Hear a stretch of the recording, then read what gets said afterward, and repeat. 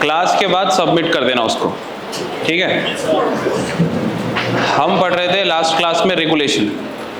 Regulation का मतलब समझाया था मैंने सब लोगों को। लास्ट बेंच, बात मत कर बेटा।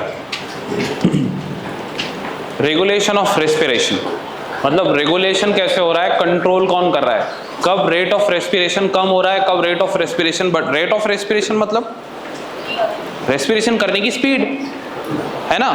अगर मैं बोल रहा हूँ रेट ऑफ रेस्पिरेशन कम है, मतलब आप धीरे धीरे सांस ले रहे हो, ठीक है। और रेट ऑफ रेस्पिरेशन ज्यादा है, मतलब आप स्पीड में सांस ले रहे हो, जल्दी जल्दी इनहेल एक्सहेल कर रहे हो, ठीक है। समझ रहा है कि नहीं? ठीक है। तो देखो, human beings have a significant ability to maintain and moderate.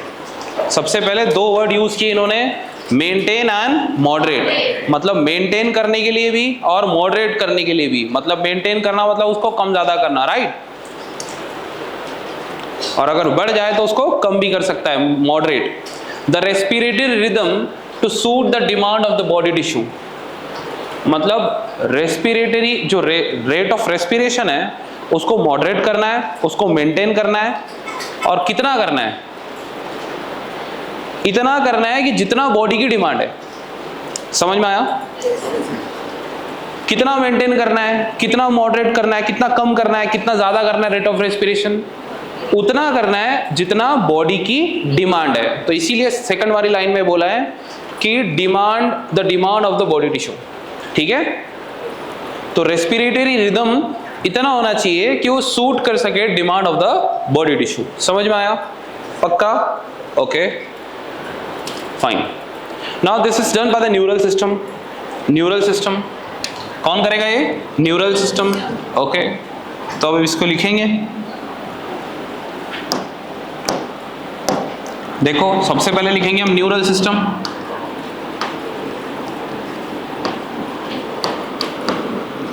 ये न्यूरल सिस्टम है। इसके पास में क्या है?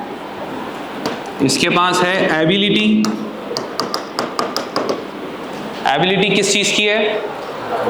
Ability to maintain and moderate. बोलो, ability to maintain and moderate. तो ये दो वर्ड आ गए, मॉडरेट और मेंटेन, ठीक है। तो ability to maintain and moderate, okay. किसके पास है? Neural system, fine. अब मेंटेन एंड मॉडरेट कैसे करना है, किसके ऊपर डिपेंड करता है? कितना मेंटेन करना है, कितना कम करना है, कितना ज्यादा करना है? It depends on the body demand, right. Body tissue की जितनी डिमांड रहेगी उसके ऊपर डिपेंड करता है ना। तो ability to maintain and moderate the respiratory rhythm, है ना, रेस्पिरेटरी रिदम को, लेकिन किसके हिसाब से? Demand of body tissue. समझ में आ रहा है? ओके। तो बताओ, क्या मेंटेन करना है, क्या मॉडरेट करना है? Respiratory rhythm, okay. Ability to maintain and moderate, okay.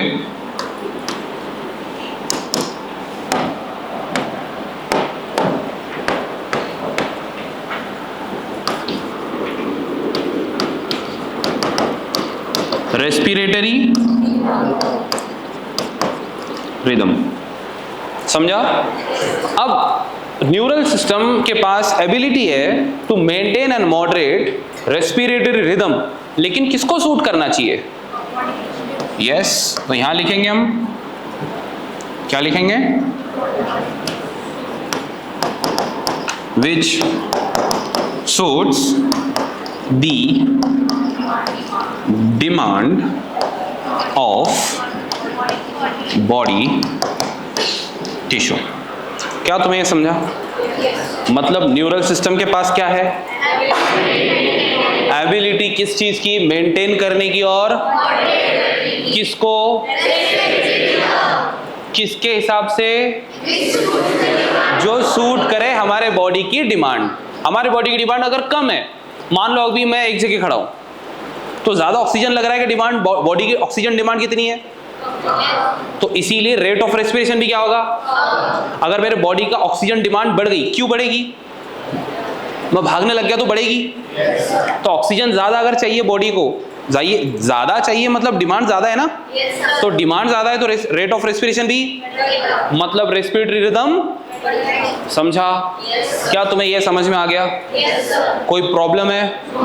अब यही चीज को अगर एनसीईआरटी पे ऐसे पढ़ोगे तो ये लाइन याद नहीं होगी, बिकॉज इसमें थोड़ा सा उसको थोड़ा सा ट्विस्ट करके लिखा हुआ है। ठीक है, तो मैं उसको आसान करके तुम्हें दे रहा हूं। Next, this is done by the neural system. ये कौन करता है? आगे बढ़ते हैं। ओके, लेकिन न्यूरल सिस्टम तो तुम इमेजिन कर रहे हो सर, ब्रेन, स्पाइनल कॉर्ड, सारे नर्व्स, ये सब मिला के बनता है न्यूरल सिस्टम। अब इसमें से कौन करता है? तो स्पेसिफिक हो रहा है एनसीईआरटी। एनसीईआरटी बोलता है एक स्पेशलाइज्ड सेंटर है। क्या नाम है सेंटर का? Specialized centre. कहां प्रेजेंट है? मेडुला रीजन में। मेडुला रीजन में प्रेजेंट है ऑफ द ब्रेन, जिसका नाम है रेस्पिरेटरी रिदम सेंटर। तो बताओ वो स्पेशलाइज्ड सेंटर का नाम क्या है? रेस्पिरेटरी रिदम सेंटर किसके अंदर होता है? ब्रेन में होता है या फोर ब्रेन में होता है? मेडुला में बोला ना इसने, तो अपना दिमाग नहीं लगाना ज्यादा। ब्रेन में हाइंड ब्रेन मतलब पीछे वाला ब्रेन, पीछे वाले ब्रेन में एक पार्ट है जिसका नाम है मेडुला। ठीक है, तो मेडुला के अंदर एक स्पेशलाइज्ड सेंटर है जिसका नाम रेस्पिरेटरी रिदम सेंटर को ही पहले एनसीईआरटी क्या बोलता है? स्पेशलाइज का मतलब तुम चाय की दुकान पे गए, तुमने बोला एक कप चाय, उसने जो चाय बनी हुई थी वही निकाल के एक कप में तुम्हें दे दिया। तुमने बोला नहीं ये नहीं चाहिए, कम शक्कर चाहिए, तो बोले स्पेशल बनाना पड़ेगा, तो फिर उसने स्पेशलाइज चाय बना के तुम्हें दिया। तो स्पेशलाइज समझ में आ रहा है? जो सिर्फ वो पर्टिकुलर चीज के लिए हो। वो चाय जो कम शक्कर की थी वो तुम्हारे लिए थी सिर्फ। मेरी बात समझ में आ रही क्या? तो स्पेशलाइज मतलब वो सेंटर जो स्पेशलाइज हो, मतलब यही काम के लिए हो। समझा? मतलब रेस्पिरेटरी रिदम को मेंटेन करने के लिए स्पेशल सेंटर है हमारे मेडुला में। क्या तुम्हें समझ में आया? ओके, तो मेडुला के अंदर कौन सा सेंटर है? Specialize centre. मतलब कौन सा centre? Rhythm centre, respiratory. Okay, अब बात करेंगे रेस्पिरेटरी रिदम सेंटर करता क्या है, कहाँ है? समझ गया? कहाँ है? तो सब लोगों के पास नहीं है कि मेडुला, तो सब लोग तो बोल ही नहीं रहे। कहाँ है? मेडुला में स्पेशलाइज सेंटर है क्या? वो स्पेशलाइज सेंटर को हम क्या बोल रहे हैं? बोलो। ठीक है, अब रेस्पिरेटरी रिदम सेंटर करता क्या है, किस चीज के लिए रिस्पॉन्सिबल है? तो प्राइमरीली मतलब मेनली, मतलब खास तौर पे, मोर इंपॉर्टेंटली। ठीक है, समझ में आ रहा है? ओके, जैसे फॉर एग्जांपल घर में खाना बना रहे हैं, तो मेनली तो मम्मी बना रहे हैं ना खाना, हम तो बस हेल्प कर देते हैं थोड़ी बहुत। यस और नो? मेन शेफ कौन है? तो इसलिए हम क्या बोलेंगे यहाँ पे? मेन काम क्या है? तो प्राइमरीली वर्ड समझ गया? ओके, जो भी चीज मेन होती है, मेन कैरेक्टर को हम प्राइमरी बोलते हैं। समझ गया? तो primarily responsible for this regulation. मतलब रेगुलेशन वर्ड तो तुम्हें पहले ही बता दिया था मैंने। इसका मतलब रेस्पिरेटरी रिदम को मेंटेन, दैट इज कम और ज्यादा करना, मतलब रेगुलेट करने का काम कौन से स्पेशलाइज सेंटर का है? समझ में आया? ये एक ही सेंटर है पूरे न्यूरल सिस्टम में या फिर और भी है? और भी है। देखो अगली लाइन में लिखा है अनदर सेंटर। समझ आ रहा है कि नहीं? ओके, अब ये लेकिन मेडुला में नहीं है। मेडुला के साइड में एक और जगह है जिसका नाम है पॉन्स। जैसे फॉर एग्जांपल मैप है, मैप में तुम देख रहे हो अकोला, तो अकोला के साइड में अमरावती भी तो है ना, तो दो अलग अलग जगह है ना। वैसे ही हमारे ब्रेन में मेडुला है, तो मेडुला के साइड में पॉन्स है। क्या नाम है जगह का? पॉन्स। तो पॉन्स में कोई सेंटर है क्या? है, जिसका नाम कौन सा सेंटर है? Pneumotaxic centre. कौन सा सेंटर? बेटा टॉक्सिक है, टैक्सिक, समझा? कौन सा सेंटर है? आवाज ही नहीं आ रही। कहाँ है? पॉन्स मिडुला में, मिडुला के साइड में, बिल्कुल। मिडुला अलग है, पॉन्स अलग है, एक ही बात है क्या? ओके। रेस्पिरेटरी रिदम सेंटर को हम स्पेशलाइज सेंटर बोलते हैं। अच्छा, प्राइमरीली रिस्पॉन्सिबल फॉर व्हाट?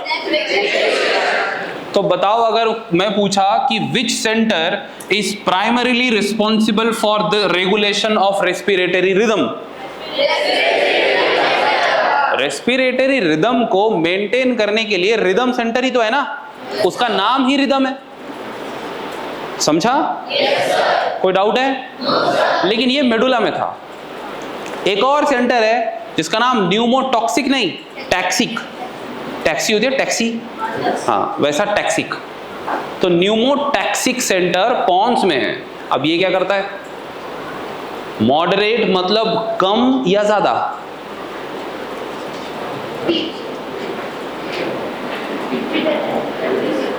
अच्छा, मतलब ज्यादा नहीं है, मतलब थोड़ा कम है।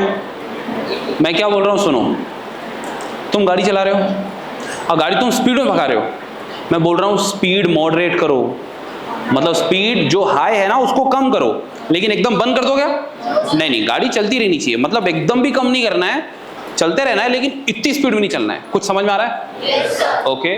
तो बताओ, न्यूमोटैक्सिक सेंटर मॉडरेट कर रहा है क्या? किसके फंक्शन को? एक मिनट, लंग्स के फंक्शन को नहीं। जो काम मेडुला के अंदर बैठ के रेस्पिरेटरी रिदम सेंटर कर रहा था, बस उसी के फंक्शन को मॉडरेट कर रहा है पॉन्स के अंदर बैठा हुआ न्यूमोटैक्सिक सेंटर। कुछ समझ आ रहा है?